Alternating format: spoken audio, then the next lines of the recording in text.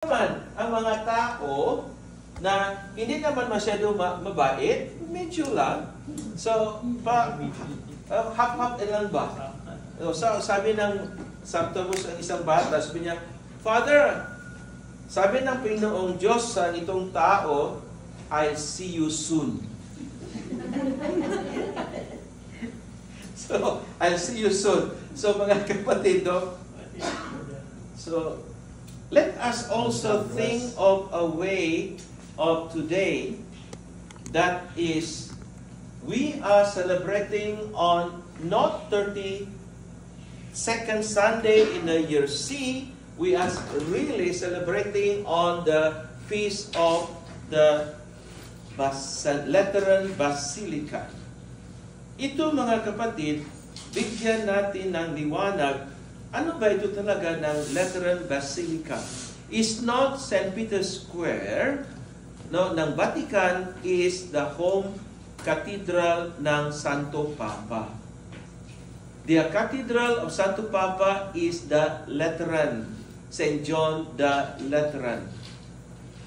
It is a one where bilang halimbawa sa Richmond Diocese, no, ang cathedral ng bishop sa Richmond is the Sacred Heart.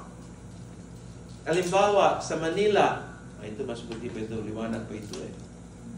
Sa Manila, ang seat of the bishop sa Manila is sa Intramuros. So, anong tawag ng cathedral yun? Okay, better go deeper. Manila Cathedral or Immaculate Conception Cathedral, di ba? Kayo naman. See you soon.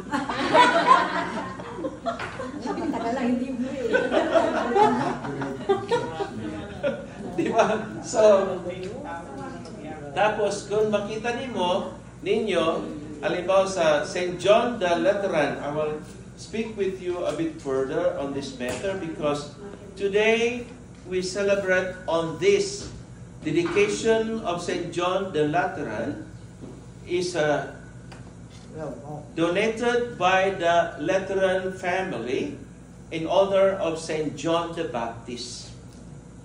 And beside of St. John Lateran, there is they call the stair to heaven. Kung nakapunta kayo sa Roma, okay, so pag akyat ninyo, you don't go on foot. Magluhod kayo pupunta sa taas. Oh. How long? Abaga, depende sa energy mo. Papak na lang siguro. So, last May, last July I think, so we went. So, hindi ko alam pala, sabi ng tour guide sa akin, sabi niya, Father June, ang 3 step. No.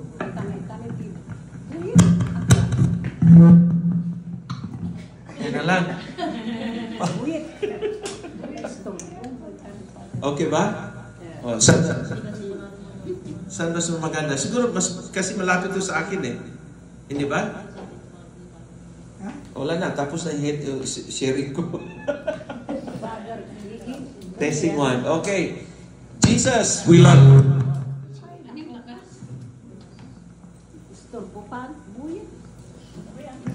Pabayan mo na ako. Okay, ayusin mo na, Mike. Ayusin mo na.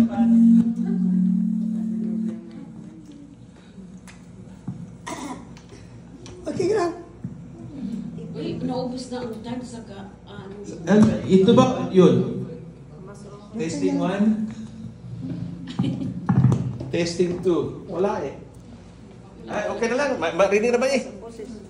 Testing 1. Oh, saan ba mas okay na.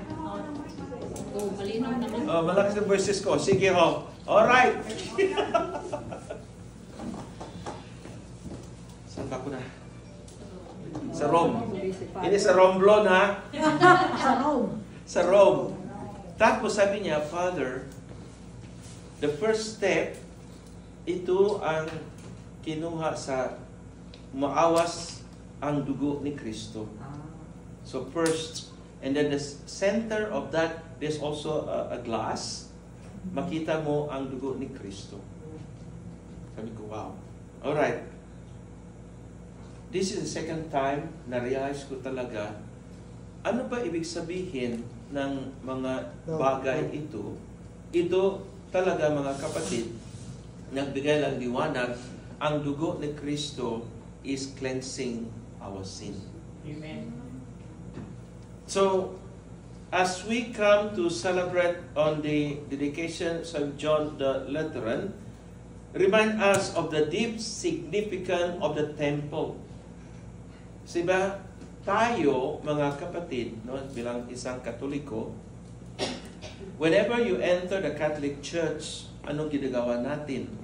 Sign the cross. Okay? I-dip natin ang finger natin, and then we make sign of the cross, diba?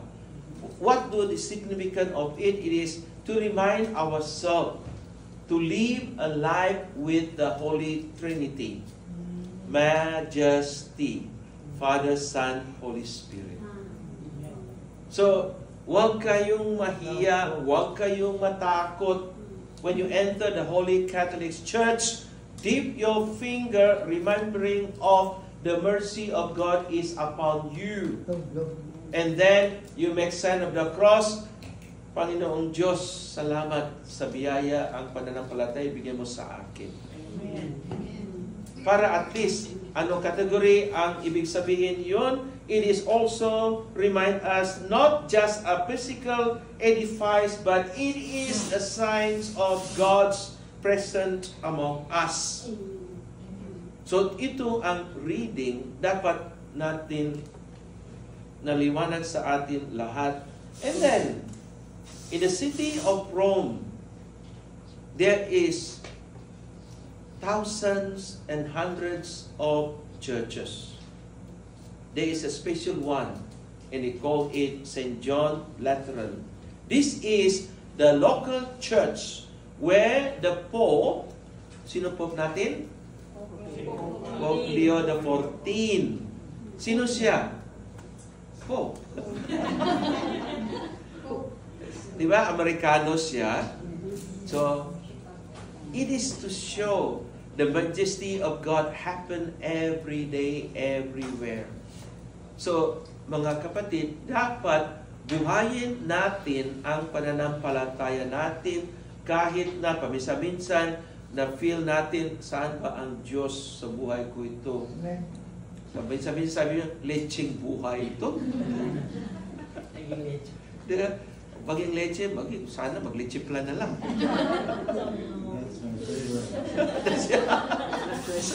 So that's why, dear friends, so para maliwanagan natin ito, what is important, the significance of our coming together, especially when we celebrate the Saint dedication of John the Lutheran. We proclaim here, halimbawa, for this moment, I give you 3 seconds to think. 3 ways ang gawain natin na bigay ng way para ma-feel natin the majesty of God here at this moment.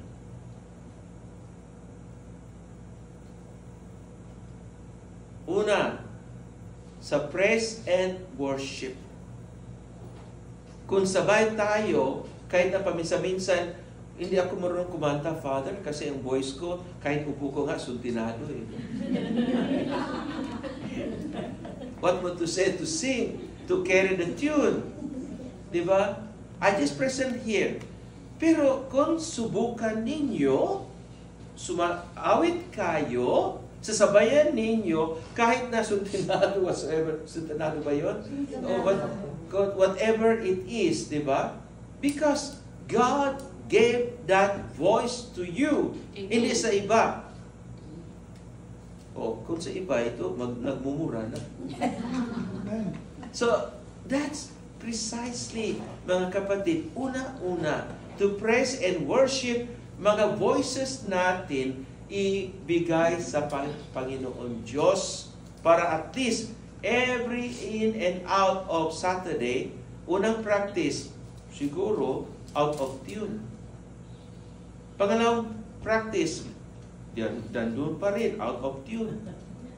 Pangatlo, kasi sanay na tayo, in tune na. Hindi na hindi na out of tune. So dapat ang in tune natin palagi, hindi lamang in out of tune ang ugali natin, pero ugali natin i-in tune na rin sa majesty that we come together. Amen. So, ito mga kapatid, no? Ang pangalawa, nagbigay ng liwanag ang Ebanghelyo. Binasa, tapos paminsan-minsan may mga words is beyond our understanding, o may mga words is too much understanding. So, the Holy Spirit is guiding you. Kung may question tayo, ito mga bagay dapat natin tanggapin, o itong mga words, bisa-bisa, mahirap naman ito, ayaw ko na. Don't let the devil attack us on that matter. Amen. Kasi takot ang si Juan ba? Si Taning? No, sa Ebanghelyo ng Panginoong Diyos. Because Jesus used it. Di ba? Ang unang linggo sa Kwaresma, Jesus was attacked by the devil. Anong ginagawa ni Kristo? Use the Word of God to attack and to refine, to restore that Satan does not live on bread alone, but on every word that comes from the mouths of God. Pangatlo, sino gusto magpa-guest? Ang pangatlo, dear friend, it is praying together, strengthening together. Despite of your presence here, let us be active participation in all the things. Some of us said, paano ito? Walang ako mga talents, ito mga bagay. You have the talents. By being here already, you're showing the talents. Amen. Ang Panginoong Diyos nagbigay ng talento sa buhay ninyo, gamitin para sa kabutihan sa grupo natin. Amen. So by doing that, dear friends, then you grow. Then you grow. Di ba, alam ba ninyo yung story ni Juan Tamad, di ba? Ano nangyari? Okay? Si Lalo siya puno, naghintay na nahulog ng prutas. Oo. Ang may isa pa istorya, nilagay niya isang kardero, tapos sabi niya, hoy, mga crabs, pumasok kayo. Pumasok kayo, sabi niya. So that's why, mga kapatid, no, lahat tayo, mas lalo na ng member ng El Shaddai, you are already given the talents of being involved in El Shaddai. So St. John Lateran is the Pope Church at the Cathedral of the Diocese of Rome. And every church is the sign of Christ who became man in order to reconcile us to God, the Father, the Son, Holy Spirit, and as well reconcile us with Jesus Himself. So, the true centers of the world is not the big capital cities of the world, which are hubs and politics and powers, and business, money and power, but the true center of the world, a quiet place where we go to pray. And that is ang simbahan natin. Amen. Because it is built by Christ, and through that also Jesus said, on this, ano sinabi ni Kristo kay Pedro? On this, Peter, on this rock, I build my church. Naunahan mo lang ako, Father, sa salita kasi alam mo eh. So, narinig na ninyo, pero kasi, mga kapatid, we don't live with that experiencing. And that's why, dear friends, is so wonderful being a Catholic, being a member of the El Shaddai, because it helps us to be a better person. Amen. No, in lahat ng mga bagay. Because even a Protestant theologian could say, Catholics always receive miracles every day. Amen. Why? Because when you come to the Mass and receive Jesus in Holy Communion, it is Jesus who is yesterday, today, and tomorrow, forever and ever, siya si Kristo. Amen. So, it happened at the Mass. Sa Eucharistia, the meaning of Eucharistia is thanksgiving. We thank God. Jesus who died on the cross to set us free from our sin.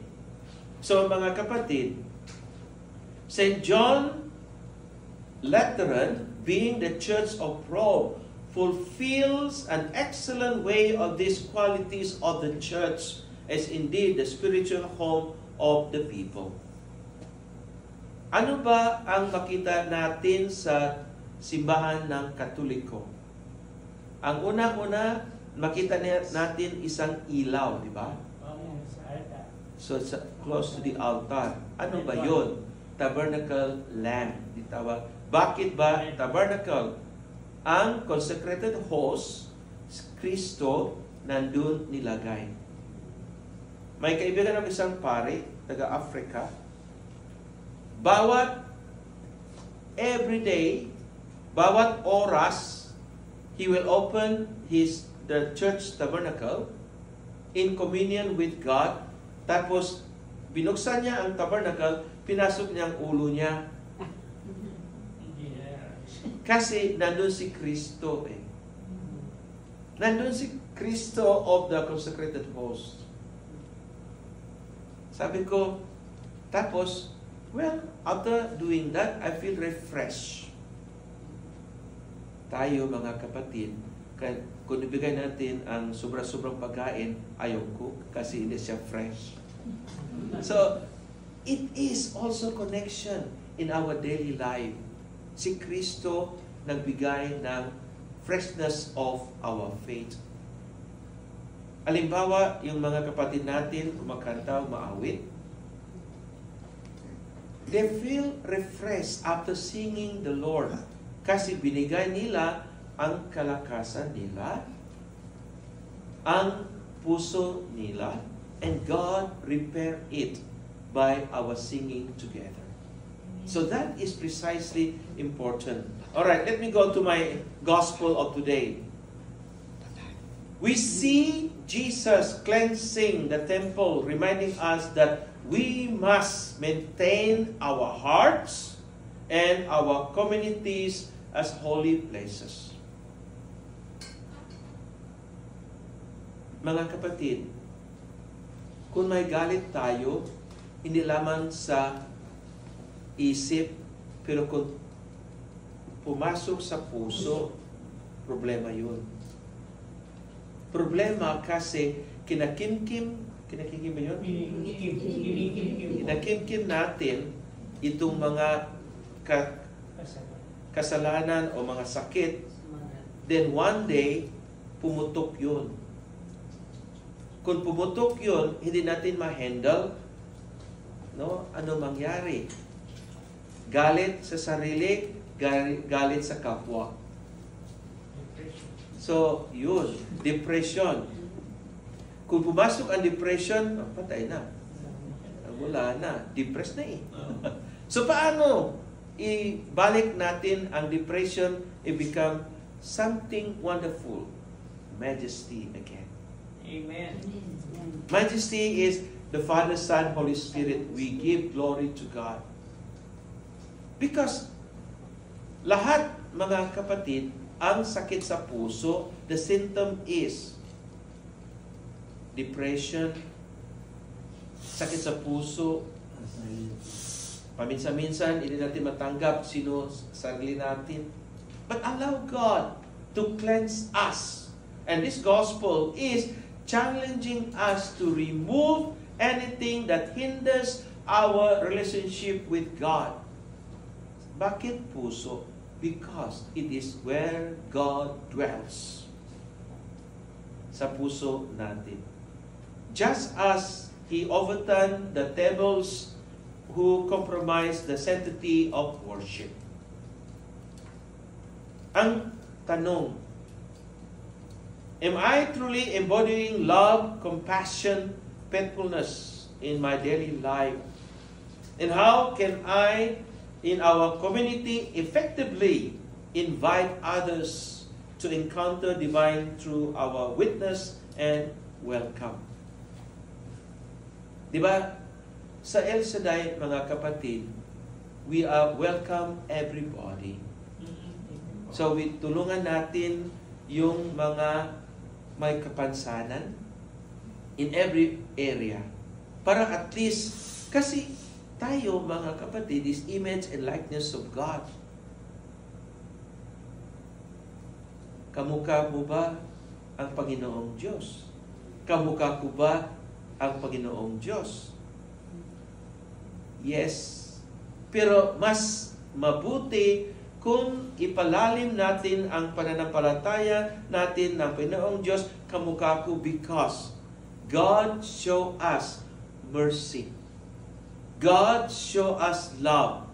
God show us compassion. And God show us forgiveness. And that is the image and likeness of God we reflect upon each other. Amen. Kung nangyari yun, mga kapatid, then we continue to seek transformation. Jesus spoke His body as the temple, indicating that a shift from physical spaces to spiritual transformation. So maganda siguro, tingnan natin sa sarili natin. Of all many years I've been sa gawain sa El Shaddai, may nagbago ba? Kung wala, Panginoong Diyos hindi nagbabago. Ikaw nagbabago. Amen. Ang pagbabago natin, mga kapatid, is also we take participation. Hindi lamang ang grasya ng Diyos pumasok ganyan tapos hindi natin gawain whatsoever with that. And that's precisely, importante yun. So, magpasalamat tayo sa Panginoon Diyos sa gawain, and we use ang gawain as a place where we come together as a community ng member ng El Shaddai, hindi pa, to praise and worship God and to thank Him sa mga biyaya ng bigay ng Panginoong Diyos. One, may mga kaibigan tayo. Hindi ka lang nag-iisa sa lakbay sa buhay natin dito sa mundo. Kahit na mga, sa Tagalog ba yun, batikos? No? O paminsan-minsan mayroon din, di ba? Kahit sa ating pamilya natin, mayroon rin. Pero importante yun, okay, tanggapin natin. Kung mga batikos ganyan, okay lang yun. This is a sign that you are grow in your relationship with God and with one another. Ay, salamat. May mga kamay naman po sa akin. So, mga kapatid, it is always good. As Jesus expressed in cleansing the temple, now Jesus is God. Nagalit siya. Ano ba dahilan bakit si Kristo nagalit? Kasi ginagawa ng simbahan sa commercialization. Profit. Don't let ang gawain natin ito ang una ang pera. Ang una si Kristo. Amen. Amen. So by doing that, mga kapatid, no, we continue to be generous because we are only a steward of Jesus, of God, to one another. Para makatulong sa iba. Okay lang, o kung ang pare, handsome, bigyan kayo matulog-tulog. Amen. So, that's precisely, it is always good to feel the cleansing of Jesus. So, siguro, ang isang natutunan natin dito sa gawain every Saturday, so, tingnan natin, okay, just for a study case. Ngayon, ng November 8, ano ba natutunan natin, buhayin natin? And then, you come back again next Saturday, ano ba i-compare ninyo, natutunan ninyo? It is a way that God is cleansing you. Amen. Kung wala, pagalit nyo sa kay Father June. I just want to share with you kasi it is good to share, di ba? Last night, at 1, parang naman sa Pilipinas kung may contestant, di ba? May contest, pinabagtingla, out you. So, last night at 1 a.m., tumawag sa akin si Laura Dinardo. Hindi ko sagutin kasi sabi ko baka may sakit naman, pupunta ba ako o hindi. So, after a while, tumawag. So, nabasa ko ang text niya. Sabi niya, may 6 na bata climbing the church. Wow. Ay, sabi ko, oh Lord, ano ba ito? Sa isip ko nga, I want to relate it. Maybe God is cleansing them. So, climb na leather, nag-climb sila. Tapos kinausap ko ang mga officers, mga police. And after 3 hours of talking to each one of them, mga police, also sa mga bata, ang sabi ng police sa akin, Father June, you'll be surprised if they are your parishioners. Sabi ko, no, I won't be surprised if they are not even a Catholic. Sabi ng police, what? So, totoo nga, ang isang bata, doon, ang pamilya na schooling at St. Matthew. Ang isa sa Star of the Sea. Ang isa naman, doon sa First Colonial. So, sabi ko, anong dahilan? Ang dahilan, mga kapatid, alcohol, nagdroga. So, tapos na proseso lahat, siyempre, kasuhan sila sa, I don't, sabi ko, I will not, but let the justice system walk its ways. Mga juvenile cases. So, pagbalik ko sa bahay, sabi ko, Lord, ano ba ito? Sabi ko, I will try to be, kasi may funeral mass ako sa St. Pius. Sabi ko sa sarili ko, let me as a priest, maybe this is the way that God is cleansing me, not to live of my pride, but to be humble enough because I am a servant of Christ. Amen. So, ilagay natin sa isip natin, mga kapatid, mga interferences sa buhay, mga problema sa buhay. Look for the message because there always be a message there. And before make any conclusion, idasal natin. Pray. Amen. Pray. Allow God to get involved in everything that you are experiencing.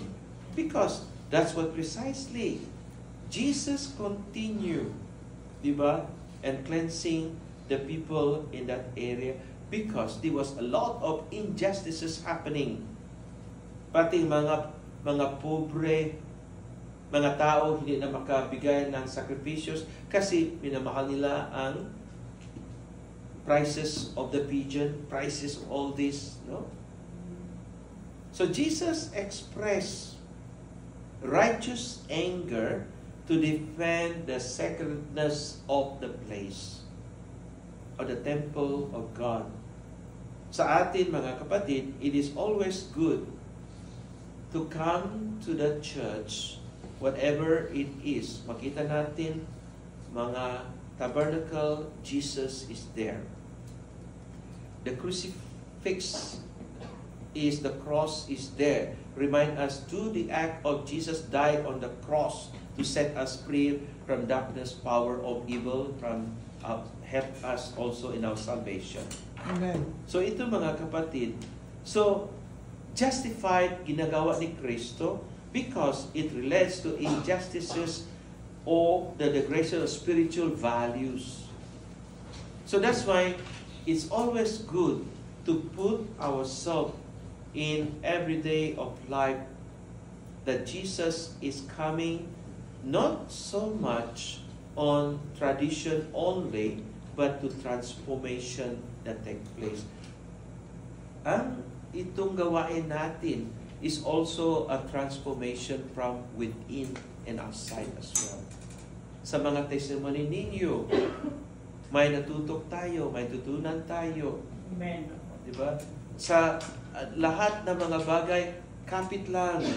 Kahit maano mangyari, si Kristo nandyan. Hindi tayo pabayaan ng Diyos. Amen. So the same Christ, Jesus, overturned tables in Jerusalem, wants to overturn whatever clutters the inner temple in our lives. More importantly, it is the Spirit who dwells freely in the temple of our lives today. Subukan natin ang Diyos. He will show us the way, the truth, and the life. Amen. Alright mga pagkapatid, thank you very much. I've been talking too much already. Amen. Happy Ordination Day ko pala. Salamat po. Yeah, so 24 years na itong actually sa 11-11. Pero sabi ng Paris, gusto nila mag-celebrate ng weekend para at least. Alright, sige. Okay. I am the handmaid of the Lord. We do it today. Alright, sige po. Thank you, Father. Salamat, Thank you, salamat. Father. Tayo. Mag-video tayo, Father. Ha? Mamaya na. Mamaya pa. Close it prayer. Video na tayo. Oh. Alright. I'll pray. So, mga kapatid, what we can do, I'll pray for healing. So, everyone, touch your shoulder. No, not you, the other person. Oh, bakit Alright. So, make it, alright? Alright, so, i-continue sa chance of prayer. Okay? Oh. Alright. Ready? Then the Father, Son, Holy Spirit. Amen. Amen. Lord Jesus Christ, you are the divine physician. You are indeed our Savior and Redeemer. We give you praise and give you glory. We magnify you through your majesty that's shown in our life. Bless and every one of us may be feeling indifference, may be feeling their disease, feeling illnesses at this moment. May loving touch, Lord Jesus, heal us, our mind, our heart, which part of our body that is feeling there's something not right we felt at this moment. And Lord Jesus, we believe that you have come to us and heal us at this very moment. Especially our mind and our hearts may always be thinking about you as we are cleansing the temple in Jerusalem. Now, Lord Jesus, we praise and glorify you that you be also cleansing our mind and our hearts so that whatever, who we are and what we are, we can give you glory in every capacity that's given to us. In all this prayer, we ask through Christ our Lord. Amen. The Lord be with you. And with your spirit. Almighty God bless you, Father, Son, Holy Spirit. Amen. God bless you all. God bless po. God bless. Bless you, bless you. Bless you, bless you. Bless you, bless you. God bless you. Bless you po. Bless you po. Bless you po. Bless you, bless you. Bless you po. No. Oh, salamat. Nagluto. Kaya nagmula dito. Kita. Oh, No. bless you po. Bless you, Father. Bless God you. bless you. Alright, sige po. Father, happy anniversary.